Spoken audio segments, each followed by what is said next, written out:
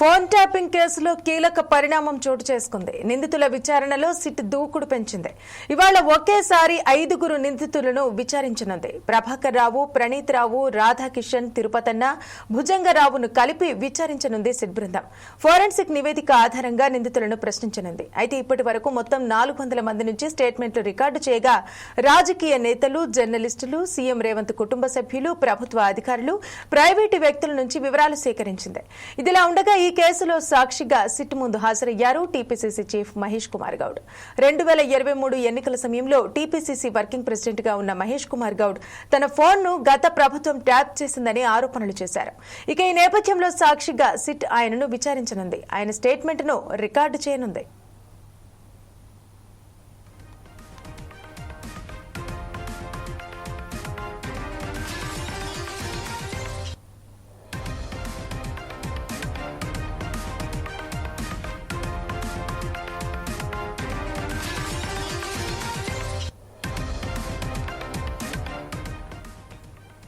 Phone tapping కేసులో కీలక పరిణామం చోటు చేసుకుంది. నిందితుల విచారణలో సిట్ దూకుడు పెంచింది.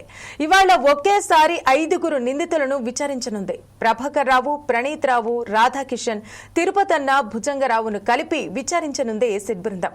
ఫోరెన్సిక్ నివేదిక ఆధారంగా నిందితులను ప్రశ్నించనుంది. అయితే ఇప్పటి వరకు మొత్తం 400 మంది నుంచి స్టేట్మెంట్లు రికార్డు చేయగా రాజకీయ నేతలు, జర్నలిస్టులు, సీఎం రేవంత్ రెడ్డి కుటుంబ సభ్యులు, ప్రభుత్వ అధికారులు, ప్రైవేటు వ్యక్తుల నుంచి వివరాలు సేకరించింది. ఇదిలా ఉండగా ఈ కేసులో సాక్షిగా సిట్ ముందు హాజరయ్యారు TPCC chief Mahesh Kumar Goud.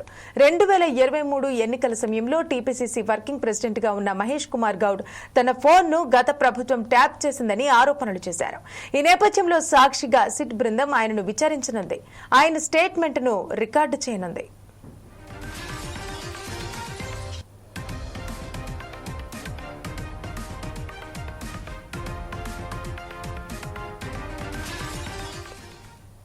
Right, ఇక దీనికి సంబంధించి మరింత సమాచారం మా ప్రతినిధి లెనిన్ అందిస్తారు.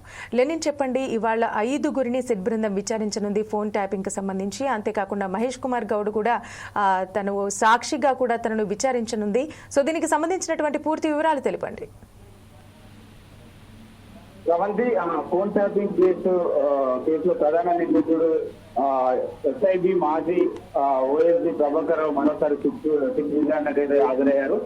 4వసారి సిట్ ముందు హాజరైన ఆయనను మరింత లోతుగా విచారించేందుకు సిట్ ప్రణాళికలు అయితే రూపొందించింది. ఇప్పటికే 600 మంది ఫోన్ ట్యాపింగ్ బాధితుల జాబితాను కూడా అధికారులు సిద్ధం చేశారు. ఫోన్ ట్యాపింగ్ తో పాటు వారి ఇబ్బందులకు గురైన తీరును వివరించి దానిపై ప్రభాకర్ రావు ఏం చెప్తారనే విషయాన్ని అయితే నమోదు చేస్తున్నట్లు సమాచారం. అయితే ఇదే అంశానికి సంబంధించి ఇప్పటికే ఒక 5 అయితే విచారణకు తీసుకోవడానికి చేశారు. అయితే ఇదే అంశం సంబంధించి టీపీసీసీ చీఫ్ ఏదైతే మహేష్ కుమార్ గౌడ్ కూడా వాగ్మూలం తీసుకొని ఉన్నారు. ఫోన్ ట్యాపింగ్ కేసులో మరొక కీలక పరిణామం అయితే చోటు చేసుకుంది అనుకోవచ్చు. ఏదైతే గతంలో కొన్ని హార్డ్ డిస్కులు ధ్వంసం చేశారో, అసలు ఎలాంటి డేటాను చేశారు అనే దానిపైన అయితే కీలక ప్రశ్నలు అయితే వారి ముందు ఉంచబోతున్నారు. మరి ఎంతమంది ఫోన్ ట్యాప్ చేశారు, అసలు ఎవరెవరి డేటాను మిస్యూజ్ చేశారనే దానిపైన అయితే చేస్తున్నారు. అయితే సినీ రాజకీయ జర్నలిస్టులు, న్యాయమూర్తులు, వ్యాపారుల ఫోన్లు అయితే ట్యాప్ చేశారన్న ఆరోపణలపై పోలీసులు అయితే కేసు నమోదు చేసిన విషయం తెలిసిందే. ఈ కేసులో ఎస్ఐబి మాజీ చీఫ్ ప్రభాకర్ రావు, ప్రణీత్ రావు, తిరుపతన్న, భుజంగరావు, కిషన్ రావులతో పోలీసులు నిందితులుగా అయితే చేర్చారు. ఒక ప్రభాకర్ రావును మినహాయించి మిగిలిన అందరినీ పోలీసులు అయితే అరెస్ట్ చేసి జైలుకైతే తరలించారు. ప్రభాకర్ రావు విదేశాలకు పారిపోవడంతో ఆయనను తిరిగి ఇండియాకు తీసుకొచ్చారు. ఈ కేసులో ప్రధాన నిందితుడిగా ఉన్న ప్రభాకర్ రావు కూడా పోలీసుల ముందు విచారణకైతే హాజరయ్యారు. ఈ క్రమంలోనే ఫోన్ ట్యాప్ కేసు సాక్షుల విచారణ కూడా పోలీసులు అయితే చురుకు చేశారు. అయితే 2023 అసెంబ్లీ ఎన్నికల సమయంలో టీపీసీసీ వర్కింగ్ ప్రెసిడెంట్ గా ఉన్న ప్రస్తుత TPCC chief Mahesh Kumar Goud phone tap చేశారనే ఆరోపణలు ఉన్నాయి. ఇందులో భాగంగానే ఆయనను సాక్షిగా విచారణకు వాగ్మూలం ఇవ్వాలని చెప్పేసి పోలీసులు అయితే కోరు. ఒకవైపు ప్రధాన నిందితుడు ప్రభాకర్ రావు, మరోవైపు సాక్షులు విచారిస్తూ ఫోన్ ట్యాపింగ్ కేసులో పోలీసులు అయితే దూకుడు పెంచడంతో నెక్స్ట్ ఏం జరగబోతుందనే దానిపై ఉత్కంఠ అయితే నెలకొంది. శ్రవంతి. ఏంటంటే చాలా కొద్ది రోజుల నుంచి కూడా మనం వెయిట్ చేస్తున్నాం ప్రభాకర్ రావు విదేశాల నుంచి ఎప్పుడు వస్తారు, తనను ఈ సిట్ బృందం ఎప్పుడు విచారిస్తుందని. సో ఎట్టకేలకు తన పైన విచారణ కూడా ముగిసిందని మనం కోరుకోవచ్చు. అయితే అంటే ఇప్పటి వరకు తను మీడియాతో మాట్లాడడం కానీ సిట్ బృందం ఎటువంటి ప్రశ్నలు వేసిందని కానీ తను చెప్పలేదు. మీకేమైనా మీ దగ్గర ఏమైనా సమాచారం ఉందా?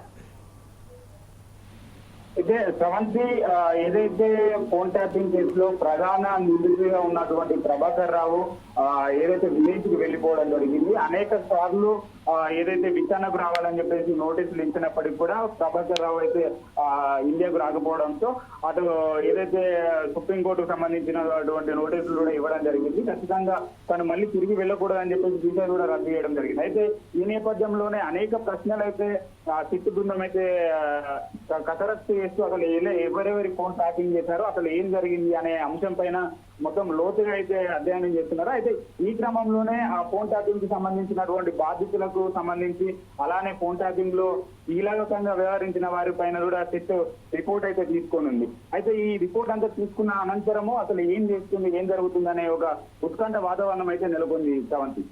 అయితే లెనిన్ రేవంత్ రెడ్డి కుటుంబ సభ్యుల వాళ్ళ ఫోన్ కాల్స్ ను కూడా ఫోన్ ట్యాపింగ్ చేయడం జరిగిందని కూడా మనకి ఇక్కడ ప్రస్తుతం ఉన్న సమాచారం. అంటే తర్వాత మరికొద్ది రోజుల్లో సిట్ బృందం రేవంత్ రెడ్డి కుటుంబ సభ్యులను కూడా పిలిచే అవకాశం ఉందా? వాళ్ళపైన కూడా విచారణ చేసే అవకాశం ఉందా?